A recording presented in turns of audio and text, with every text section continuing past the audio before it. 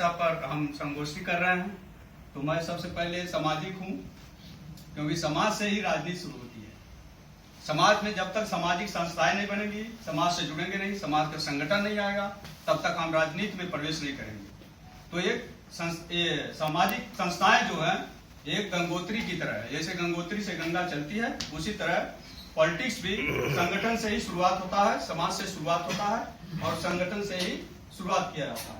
तो दशा तो निषाद समाज का सबको लगभग पता है कि क्या दशा है देश में, और खासकर उत्तर प्रदेश, बिहार, झारखंड में। और दिशा जो है, एकलव्य वेलफेयर सोसाइटी जैसी संस्थाएं अगर 10 पैदा हो जाती हैं देश में, तो दिशा अपने आप तय हो जाएगा। और मैं सबसे बहुत बहुत तहे दिल से आभार व्यक्त करता हूं इंजीनियर शिव साहनी जी का, ब्रजेश कश्यप जी का, कि इनके सभी पदाधिकारियों का, कि जो इस तरह से ग्राउंड लेवल पर काम कर रहे हैं। वैसी काम बहुत कम संस्थाएं अपने समाज की कर रही हैं। तो मैं बहुत अपने आप को गौरवान्वित महसूस करता हूं कि इंजीनियर शिव साहनी जी के साथ, एकलव्य वेलफेयर सोसाइटी के साथ मुझे काम करने का अवसर मिला है। और मैं उसमें तन मन धन से नहीं, धन से मैं खुद परेशान हूँ, तो तन मन से मैं और बौद्धिक विचारधारा से और लोगों के संपर्क में आकर के जितना मैं दे सकूंगा। मैं चूंकि कंप्यूटर से जुड़ा हूँ, तो समाज में किसी भी बच्चे को कंप्यूटर से रिलेटेड कैरियर काउंसलिंग के जरिए कोई भी अगर मदद चाहिए तो हमें फोन करिए, हम उसको जितना हो सकेगा मैं उसको दिशा निर्देश करूंगा, काउंसलिंग कर सकता हूँ। और आर्थिक रूप से जैसा कि बोला कि धन से, तो धन हमारे पास आएगा तो मैं निश्चित रूप से उसमें कोई किंतु परंतु नहीं होगा। मैं समाज के लिए धन भी जितना हो सकेगा मैं अर्पित करूंगा, समर्पित करूंगा। और मैं चाहता हूं कि एकलव्य वेलफेयर सोसाइटी एक सामाजिक संस्था है, तो सामाजिक संस्था को चलाने के लिए सबसे मेन जो चीज होती है वो आर्थिक रूप से पर्टिकुलर लोग इस एकलव्य वेलफेयर सोसाइटी को चला रहे हैं। जैसा कि इन्होंने कभी किसी से चंदा नहीं लिया, समाज से चंदा नहीं लेते हैं, लेकिन यह संस्था अगर बहुत लंबी हमें चलानी है तो उसको आर्थिक रूप से मजबूत करना पड़ेगा। आर्थिक रूप से मजबूत करने के लिए हमें समाज में और बहुत सारी कंपनियों के पास जाने के लिए हमारे पास बहुत रास्ते रहते हैं। सामाजिक संस्था को चलाने के लिए, आर्थिक रूप से मजबूत करने के लिए उसमें बहुत सारे प्रावधान हैं, तो उस प्रावधान को इस संस्था के अंदर लागू करना पड़ेगा। जैसे कि 12A सर्टिफिकेट होता है, गवर्नमेंट प्रोवाइड करती है संस्थाओं को 12A। उसके बाद आता है 80G सर्टिफिकेट अगर गवर्नमेंट हमें प्रोवाइड करती है, इनकम टैक्स डिपार्टमेंट देती है, तो उससे हमें जो है, हम लोग से डोनेशन जो लेते हैं किसी भी व्यक्ति से वो डोनेशन लेते हैं, तो उसको 80G के अंतर्गत जो है 50% इनकम टैक्स में रिबेट मिलता है। तो उस लालच में लोग जो है डोनेशन भारी मात्रा में देते हैं। उसके बाद आता है, अभी रिसेंटली जो है गवर्नमेंट ने लागू किया है CSR रजिस्ट्रेशन। CSR होता है कंपनी सोशल रिस्पॉन्सिबिलिटी, तो वो एक सर्टिफिकेट जारी किया जाता है। उसके अंदर ही पहले CSR कंपनी जो होती हैं, जो अपना व्यवसाय करती हैं या इंडस्ट्री प्रोडक्ट पैदा करती हैं, तो वह जो है कुछ जो उनका इनकम होता है, मतलब बेनिफिट होता है, तो उसका पर्टिकुलर परसेंट 10 या 20% जो है गवर्नमेंट ने फिक्स कर दिया है कि उतनी कंपनी जो पैसा सोसाइटी में लगाएगी। मीन्स कंपनी सोशल रिस्पॉन्सिबिलिटी उसकी होती है, सोशल रिस्पॉन्सिबिलिटी के तहत उसको पैसा देना रहता है।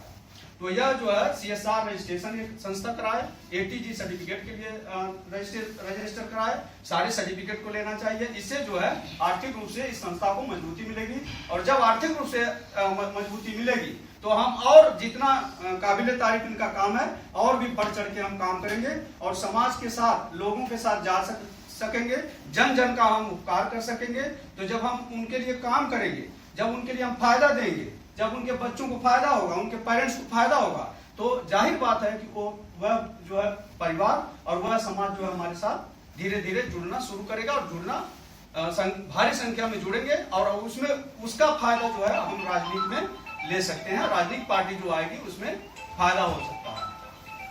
और दूसरा चीज मैं ये कहना चाहूंगा कि जो एकलव्य वेलफेयर सोसाइटी जो जमीनी स्तर पर काम कर रही है, उसको जैसे हम घर में अगर खाना खाते हैं रोज, लेकिन आप लोग को किसको पता नहीं चलता होगा कि 9 बजे मैं खाना खाया कि 10 बजे खाया, और खाने में मैंने क्या खाया। लेकिन इसलिए जो समाज में एकलव्य वेलफेयर सोसाइटी हुई या कोई भी संस्था हुई काम करती है, तो वह उसको सोशल मीडिया में डालना जरूरी है। ताकि पता चले कि यह संस्था क्या काम कर रही है। अगर वह संस्था काम कर रही है गांव में, किसी घर पर जाकर के किसी का मदद किया, बाढ़ में जाकर के मदद किया, और वह जो सोशल मीडिया में नहीं गया और लोगों के पास नहीं गया, जानकारी नहीं हुई, मुंबई, बेंगलोर, हैदराबाद, पंजाब और बिहार और झारखंड में पता नहीं चला, तो समाज को पता नहीं चलेगा कि संस्था क्या काम कर रही है या वह राजनीतिक पार्टी काम क्या कर रही है। तो वह सोशल मीडिया में भी उसको हावी होना पड़ेगा, सोशल मीडिया के तहत उसको प्रचार प्रसार करना होगा। नहीं तो आप काम करते रह जाइए। बहुत सारे ऐसे लोग हैं जो काम करते हैं लेकिन लोगों को पता नहीं चल पाता, उसका प्रचार प्रसार विधिवत रूप से नहीं हो पाता। तो ये प्रचार प्रसार करना भी जरूरी है।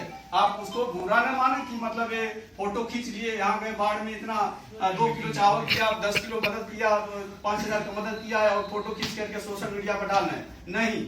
जरूरी है आप क्या कर रहे हैं वो समाज को पता चलना चाहिए। एक क्लब वेलफेयर सोसाइटी का काम समाज को नहीं पता चलेगा तो वह कैसे अपने आप को स्थापित करेगा कि हम राजनीतिक पार्टी में जाएंगे।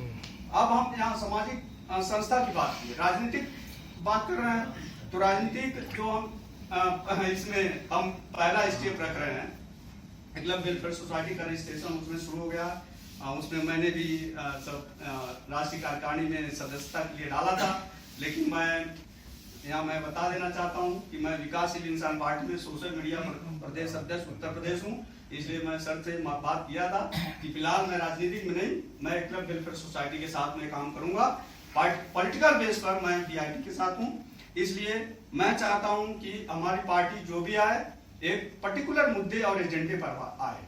जब तक एजेंडा आपको नहीं पता होगा, जब तक पर्टिकुलर एजेंडा आप मतलब बढ़िया एजेंडा लेकर नहीं आएंगे जिससे समाज जो है उससे प्रभावित हो, हाँ ये एजेंडा हमारे लिए सही है। नहीं तो ऐसे छोटे छोटे मुद्दे लेकर चलेंगे, शिक्षा में काम करेंगे, स्वास्थ्य प्रोवाइड करेंगे, ये बनाएंगे वो बनाएंगे, ये तो सारी पार्टियां कर रही है। 1972 से गरीबी हटाओ इंदिरा गांधी ने कहा था, अभी तक गरीबी नहीं हटा। अब ये सब सुन के पब्लिक जो है ये हो गई है, मतलब बोर हो गई है। तो नए एजेंडे को हमको लाना पड़ेगा, नया एजेंडा लेकर के आएंगे तभी वो पार्टी सक्सेस हो पाएगी। तो उस एजेंडे पर मैं चाहूंगा इंजीनियर शिव सहनी सर से और उनके जितने भी पदाधिकारीगण हैं और पॉलिटिकल में जितने लोग पदाधिकारीगण बन रहे हैं या उसके फाउंडर मेंबर जो हो रहे हैं, संस्थापक हो रहे हैं, और विभिन्न प्रकार के जो विंग बनाए गए हैं उस पर जो है विधिवत जो है चर्चा विचार किया जाए और 10-12 मीटिंग किया जाए और बेहतर तरीके से एक एजेंडा पर काम किया जाए। और मैं निश्चित तौर पर बोलता हूँ उसमें कोई किंतु परंतु नहीं होगा। एक क्लब वेलफेयर सोसाइटी और उसके अंतर्गत जो राजनीतिक पार्टी बन रही है वह सक्सेस और अल्प समय में जो है बहुत अच्छे लेवल पर जाएगी। और मैं उसके लिए बहुत भगवान से प्रार्थना करता हूँ, कामना करता हूँ और मैं चाहूंगा कि पार्टी इसमें अपना काम करना। नमस्कार, प्रणाम, धन्यवाद। धन्यवाद।